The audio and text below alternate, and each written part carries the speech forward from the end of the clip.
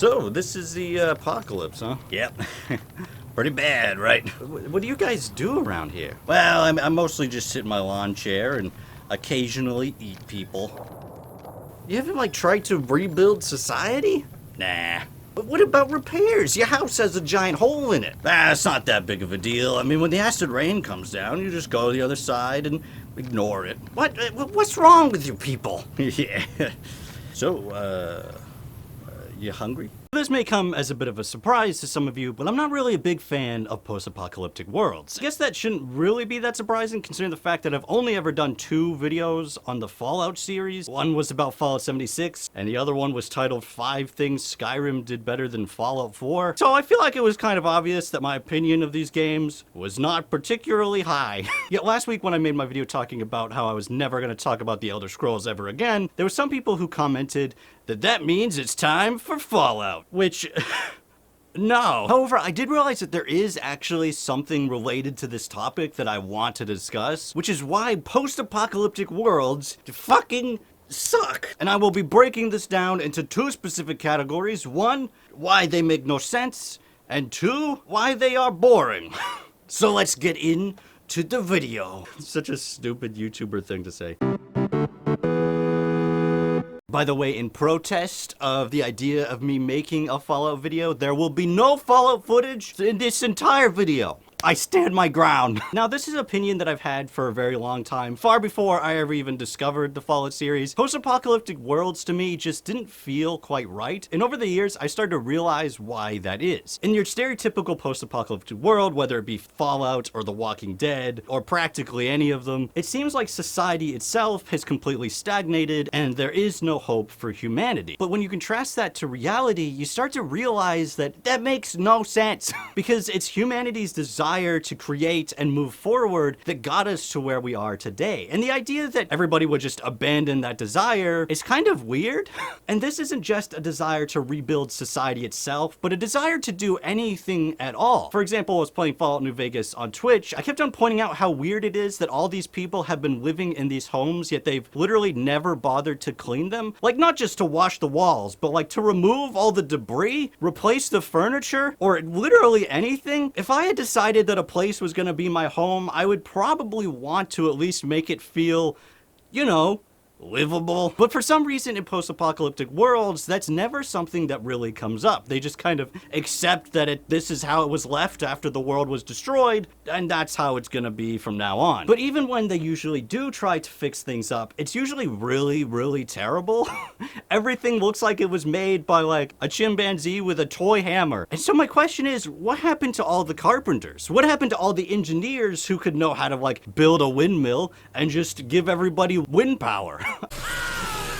For whatever reason, it seems like anybody with any technical skill has either died out or has absolutely no motivation to actually fix anything. And even when they do, it's usually not for something productive. It's usually to do something that is a complete waste of time and has no bearing on society whatsoever. Which brings me around to my point of society itself. Oftentimes in post-apocalyptic worlds, there really is no structure. It's usually a group of people who are roaming the wilds, and as soon as they see literally anybody, it's time to murder them. But in a real-life tribal situation like this, when you come across another human society, your first instinct isn't to kill them. Your first instinct is to find out whether they're friendly, you want to see if you can get anything from them, and possibly build an even bigger society. And that's why humanity has grown to as large as it is, because we are constantly trying to collaborate with each other and expand our horizons. However, even when they do try to incorporate government into a post-apocalyptic world, it's usually the absolute worst possible thing that could ever happen, which makes some sense at first. You know, the people with power are gonna grab it and then control all the citizens, but that's a lot harder to do when your society has become so small. If your whole world is based on the village you live in, and one of those people is trying to control everybody, you're probably just gonna ignore them,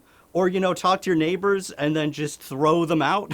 And along those lines, it's also hard to actually want to achieve so much power when you're in such a small tribal community, because there really isn't as much wealth for you to attain in the first place. In this situation, the primary source of wealth would be food, and while the leader will most likely be able to attain more of it, it's gonna be really hard to justify such wealth inequality when you know every single person in your village, you know, on a first name basis and they're the ones providing you with your food. I mean, I guess you could send your military to go kill them, but like your military probably also knows them on a first name basis, so they're less likely to feel comfortable with that. And at the same time, if you do that, who's gonna be giving you food?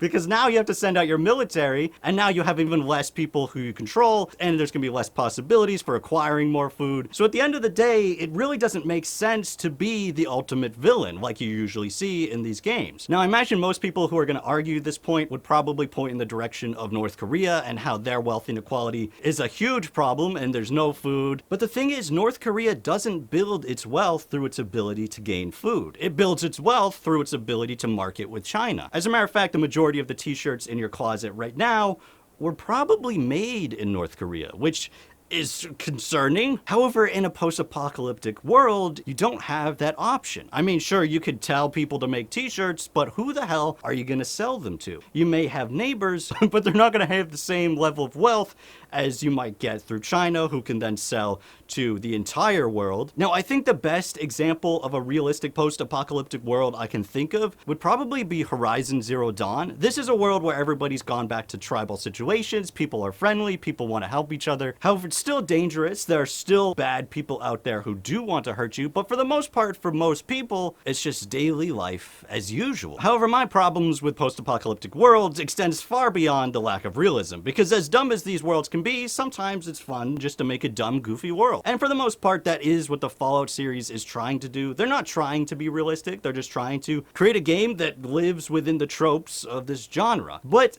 those tropes are also what bothers me about this whole thing, because post-apocalyptic worlds are often bland, brown, and boring. Every single area is basically the exact same. All the people are either depressed or murderers, and there's never any hope for humanity. The world is over, and now it's just time to survive. And most of the time when there is a town, which sometimes there's just no towns with no people whatsoever, it's not even different from the rest of the world.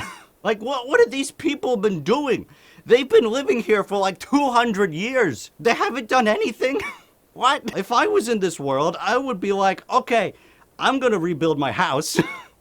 I'm not gonna make it look like a piece of garbage because I know what a good house should look like. I have a rough idea of how to build one. None of this makes sense. Honestly, it just feels like only the lazy people have survived. Like I said before, where's the carpenters? Where's the engineers? Where's anybody who knows how to do anything? It's basically idiocracy, except if a nuclear bomb went off. Honestly, I think in a lot of ways, Fallout 76 actually does this better than any of the other games. Because in this situation, you're no longer having somebody tell you what this world would be like, and instead you're seeing players act the way they probably would act in real life. There was an article last year talking about how the developers were surprised by the fact that the majority of players didn't actually want to kill each other. And as a matter of fact, there was very little PvP in general. And I think that exemplifies humanity in a realistic way. There's so many of these supposed thinkers who are looking at this world and saying everybody would kill each other, nobody can trust each other, but the reality is that people don't want to kill each other. I mean, sure, there are definitely people who do, but you know, those people are gonna die. And along with that, these people are building things. This is a world that's actually progressing because players have the opportunity to make it so. In Fallout 4, you do have some of these options to rebuild the world, but for some reason, you're the only person that wants to. Everybody else doesn't care. They'll just rather sit in their lawn chair and do absolutely nothing. And for 100 years, literally nothing has changed in this dilapidated wasteland. But finally, one person who's not even like a genius shows up and is willing to do literally anything. And if all it takes is one person to change the world, why did it take so long? And speaking of society, check out this t-shirt. This is actually one of the prototypes of the Blueberry Ice Cream Man t-shirt. Basically, it's the exact same though, except for without the dumb shadow over here. I do actually have a new t-shirt in the works. These adoring fan going Super Saiyan. This is the first prototype I made. Should be ready soon. The finalized version will be even cooler than this one. This one is. So if you want a t-shirt, check out the link down below for t-shirts where I'm selling t-shirts. All right, I hope you enjoyed this video. I'll see you guys next week for another video where I talk about something else that I don't actually hate. I'm actually working on a video for the Dynasty Warriors series. Hopefully that will be finished soon. So look forward to that. I'll see you guys next week. Goodbye.